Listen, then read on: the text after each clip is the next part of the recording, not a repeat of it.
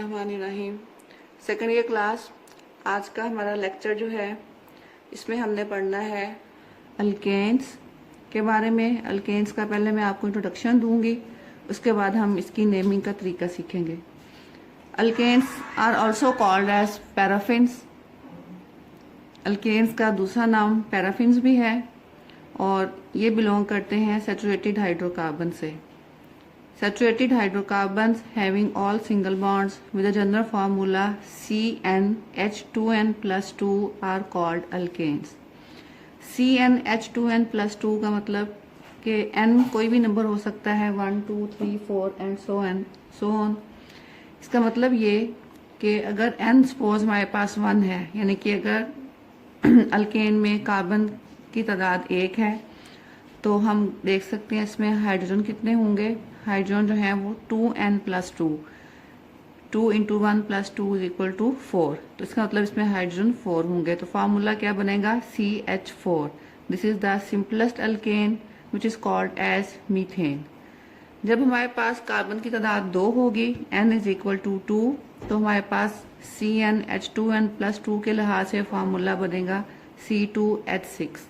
This compound will be called as ethane।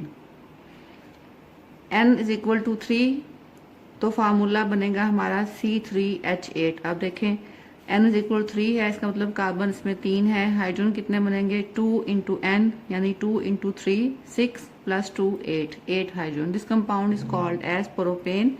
इसका formula हम इस तरह से भी लिख सकते हैं, इसको हम बोलते हैं मॉलिक्यूलर फार्मूला। और इस तरह से ज़रा इसको हम एक्सपेंड करके जब लिखते हैं, हर कार्बन के अलग अलग शो करना कि हर कार्बन के साथ कितने हाइड्रोजन अटैच हैं, इसको हम कहते हैं expanded formula CH3 CH2 CH3। This compound will be called as propane. ये ऑर्गेनिक कंपाउंड्स का स्ट्रक्चर लिखने का खास तरीका है कि हम कार्बन की चेन शो करते हैं और हर कार्बन की वैलेंसियां जो हैं वो 4 पूरी होनी चाहिए। देखिए इस कार्बन की 4 वैलेंसीज कैसे पूरी हो रही हैं। 3 बॉन्ड बना रही है ये हाइड्रोजन के साथ और 1 बॉन्ड बना रही है अगले कार्बन के साथ। सेंटर वाले कार्बन को देखें, ये 2 बॉन्ड्स बना रही है अपनी साइड्स पे 2 कार्बन के साथ और बाकी 2 बॉन्ड्स बन रहे हैं इसके हाइड्रोजन के साथ। उसके बाद ये लास्ट कार्बन है, इसको हम बोलते हैं टर्मिनल कार्बन। जो कार्बन सिरे पे होती हैं ये दोनों इसकी टर्मिनल कार्बन हैं।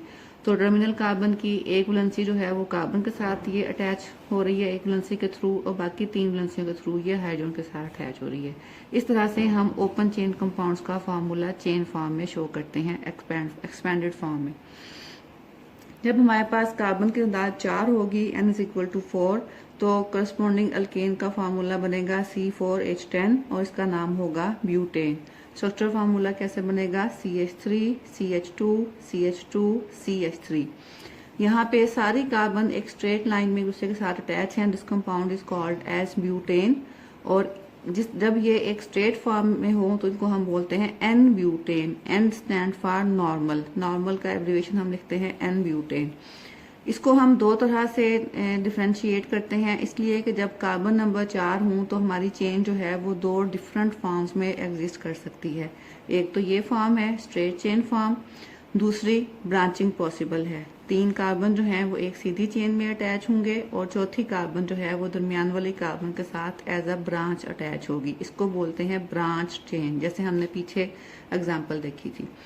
तो जब ब्यूटेन का स्ट्रक्चर फार्मूला ब्रांच फॉर्म में होगा तो इसका नाम होगा आइसोब्यूटेन। इसको हम क्या कहेंगे, आइसोब्यूटेन। इसका मतलब क्या है, the compound C4H10 can have 2 possible structures, n butane and isobutane. ये फार्मूला है N-ब्यूटेन का और ये फार्मूला है आइसोब्यूटेन का। और ऐसे कंपाउंड्स जिनका मॉलिक्यूलर फार्मूला सेम हो लेकिन स्ट्रक्चर फार्मूलास डिफरेंट हों, such type of compounds are called as isomers and the phenomena is called as isomerism। ठीक है, आपने शायद इसके बारे में पहले ही पढ़ा होगा। आइसोमरिज्म का फिनोमिना जो है ऑर्गेनिक कंपाउंड्स में बहुत बहुत ज़्यादा कॉमन है और एक एक कंपाउंड के कई आइसोमर्स जो हैं वो पॉसिबल होते हैं। तो n butane and isobutane are called as isomers of each other. और ये आप देख सकते हैं आइसोमरिज्म की definition, the compounds having same molecular formula but different structure formulas are called isomers and the phenomena is called isomerism। उसमें सबसे simplest example जो है वो ब्यूटेन की है। 2 आइसोमर्स हैं इसके, एन ब्यूटेन और आइसोब्यूटेन। अब अल्केन्स के जो पहले 4 मेंबर्स हैं, मीथेन, इथेन, प्रोपेन, ब्यूटेन, इनके नाम जो हैं वो आप एज सच हम इसको असाइन करते हैं। 1 कार्बन हो तो मीथेन, 2 कार्बन हो इथेन, 3 हो तो प्रोपेन, 4 हो तो ब्यूटेन। लेकिन जब हम इससे आगे चलते हैं, जब हमारे पास कार्बन नंबर की तादाद जो है वो 5 हो जाती है, 6, 7, 8, तो फिर हम कार्बन नंबर्स को शो करने के लिए जो है वो ग्रीक लेटर्स जो है यूज़ करते हैं। ग्रीक नंबर्स लेटर्स जो है वो यूज़ करते हैं, वो हम देखते हैं अब कैसे यूज़ किए जाते हैं। जब हमारे पास नंबर ऑफ कार्बन एटम्स 5 होंगे, n is equal to 5, formula will become C5H12 और इसको अब हम नाम देंगे पेंटेन। पेंटेन का नाम जो है वो ग्रीक लेटर पेंटा से डिराइव किया गया है। पेंटा का मतलब 5, तो इसके नाम से ही जाहिर है कि पेंटेन में 5 कार्बन एटम्स होंगे और ANE एन ये आपको बताता है कि ये कंपाउंड जो है ये अल्केन है। तो नाम से ही आप गेस कर सकते हैं कि कंपाउंड किस टाइप का होगा और उसका फार्मूला क्या होगा। When C is equal to 6, the compound will be called as hexane, hexa से hexane। When C is equal to 7, hepta से heptane। When C is 8, octa से octane। C9 नैनो से नोनेन। C10 है तो डेका से decane. C11 यूनिडीकेन। C12 H26 will be called as डाइडीकेन और इस तरह से ट्राइडीकेन, टेट्राडिकेन, C16 H34 जैसे है तो ये बन जाएगा हेक्साडिकेन। ठीक है, तो ये हमने सिंपलेस्ट कंपाउंड्स की नेमिंग देखी, इस तरह से होगी। आगे जाके हम थोड़े से और भी काफ़ी सारे एग्जांपल्स करेंगे, लेकिन उससे पहले एक और ख़ास चीज़ जो हमने देखनी है, it is called as alkyl groups. Alkyl groups को सिंबलाइज करते हैं आर से। आर के साथ जो छोटी सी लाइन आप लोग देख रहे हैं ये शो करती है एक बॉन्ड को। इसका मतलब ये है कि कार्बन का एक बॉन्ड जो है वो अभी सेटिस्फाइड नहीं है, यानी यहाँ से कार्बन किसी ग्रुप के साथ अटैच होगी, ये वैलेंसी सेटिस्फाइड नहीं है। डिफाइन कैसे कर सकते हैं? An alkyl group is obtained by removing 1 hydrogen atom of alkane. Alkane में से अगर आप एक हाइड्रोजन एटम निकाल दें तो जो बाकी ग्रुप बचेगा that will be called as alkyl group. जैसे ये देखें, मीथेन है, इसमें से हम एक हाइड्रोजन निकाल दें तो बाकी क्या बचेगा? CH3। CH4 में से एक हाइड्रोजन निकाली, बाकी बचा CH3। CH3 के साथ ये लाइन शो करती है कि इस कार्बन की एक वैलेंसी सेटिस्फाइड नहीं है, यहाँ से ये किसी भी और एटम के साथ या किसी भी और ग्रुप ऑफ एटम के साथ अटैच हो सकता है। और इसका नाम क्या होगा? ये एक अल्काइल ग्रुप की एग्जाम्पल है, सिंपलेस्ट अल्काइल ग्रुप। इसका नाम क्या होगा? मीथेन से मिथाइल। ठीक है, जैसे हमने अल्केन से अल्काइल कहा तो ये मीथेन से मिथाइल।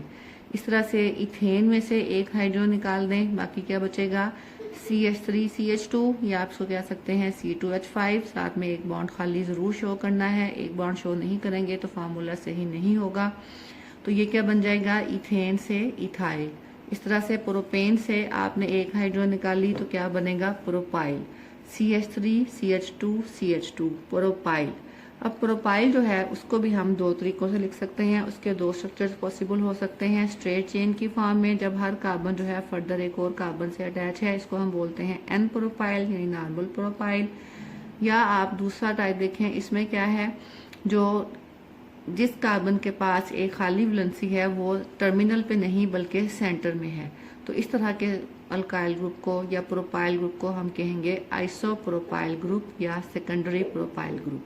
ये भी इसको लिखने का तरीका है और ये भी, दोनों एक ही चीज के 2 डिफरेंट तरह से लिखने का तरीका है, दोनों में कोई फर्क नहीं है। आइसोप्रोपाइल, सेकेंडरी प्रोपाइल और ये इसका स्ट्रक्चर है, और ये एन प्रोपाइल। इसका मतलब ये कि प्रोपाइल ग्रुप जो है वो 2 तरह से स्ट्रक्चर हो सकता है उसका। एन प्रोपाइल जिसमें खाली वैलेंसी जो है वो टर्मिनल पे होगी, आइसोप्रोपाइल में खाली वैलेंसी जो है वो सेंटर में होगी। इस तरह से ब्यूटेन में से जब आप एक हाइड्रोजन रिमूव करेंगे तो जो अल्काइल ग्रुप बनेगा उसको हम कहेंगे ब्यूटाइल। उसकी जो है वो 3 डिफरेंट स्ट्रक्चर्स बन सकती हैं। एक ये जिसमें कार्बन जो है वो टर्मिनल वाली कार्बन की एक वैलेंसी खाली है, इसको हम कहेंगे एन ब्यूटाइल। दूसरा जो है सेकंड कार्बन पे वैलेंसी खाली है, ये दोनों इसकी पॉसिबिलिटीज हैं, इसका नाम होगा सेकेंडरी ब्यूटाइल। और तीसरी पॉसिबिलिटी क्या है, जब आपके पास यहाँ पे ब्रांचिंग आ गई है, ठीक है।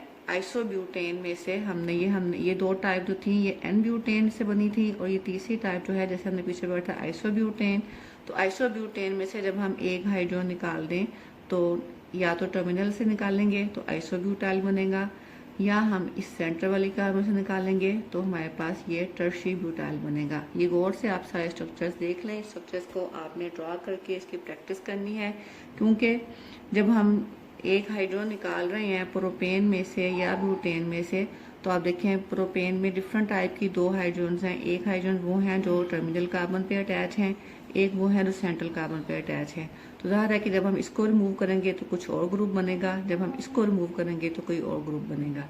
सिमिलरली ब्यूटेन में, एन ब्यूटेन में आपके पास दो डिफरेंट टाइप की हाइड्रोजन्स हैं, टर्मिनल वाली और सेंटर वाली, तो डिफरेंट टाइप के अल्काइल ग्रुप्स बनेंगे। सिमिलरली आइसोब्यूटेन में भी आपके पास दो डिफरेंट हाइड्रोजन्स हैं, दो डिफरेंट टाइप की, एक टाइप की ये हाइड्रोजन है, ये सब की सब तीनों एक जैसी हैं, और दूसरी टाइप की ये है।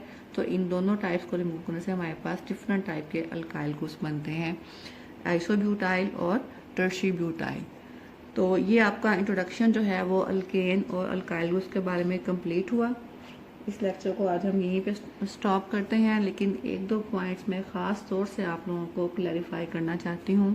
नंबर एक ये कि आज से जो टॉपिक्स मैं आपको पढ़ाना शुरू कर रही हूँ, इस लेक्चर से जो स्टार्ट हुए हैं, ये वो टॉपिक्स हैं जो आपको एज सच बुक में कलेक्टिव फॉर्म में कहीं भी नहीं मिलेंगे। इनके नोट्स आपने मेरे साथ साथ तैयार करते रहना है। जैसे मैंने ये लेक्चर जो है वो नोट्स के फॉर्म में प्रिपेयर किया हुआ है, तो आपने भी इसको साथ साथ डेट वाइज अपने नोट्स जो है बनाते रहना है, क्योंकि जब भी आपको इसको रिवाइज करना पड़ेगा तो आप अपने नोट्स को कंसल्ट करके आसानी से रिवाइज कर सकती हैं। जब इंशाल्लाह कॉलेज ओपन होंगे तो मैं आप सबके ये नोट्स जो हैं वो चेक करूँगी। सेकेंडली, ऑनलाइन क्लासेस जो हैं इनको आप लोगों ने लाइट नहीं लेना है, नॉन सीरियस नहीं लेना है, क्योंकि ऑनलाइन क्लासेस में जो सिलेबस हम लोग पढ़ रहे हैं ये सिलेबस कॉलेज ओपन होने पर दोबारा नहीं पढ़ाया जाएगा, एक बात।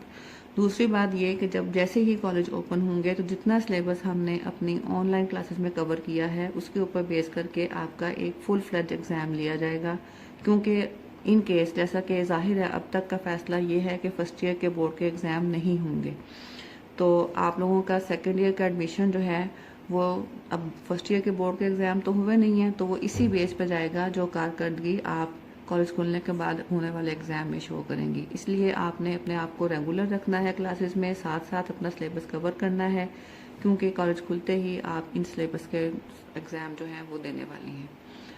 अल्लाह हाफ़िज़।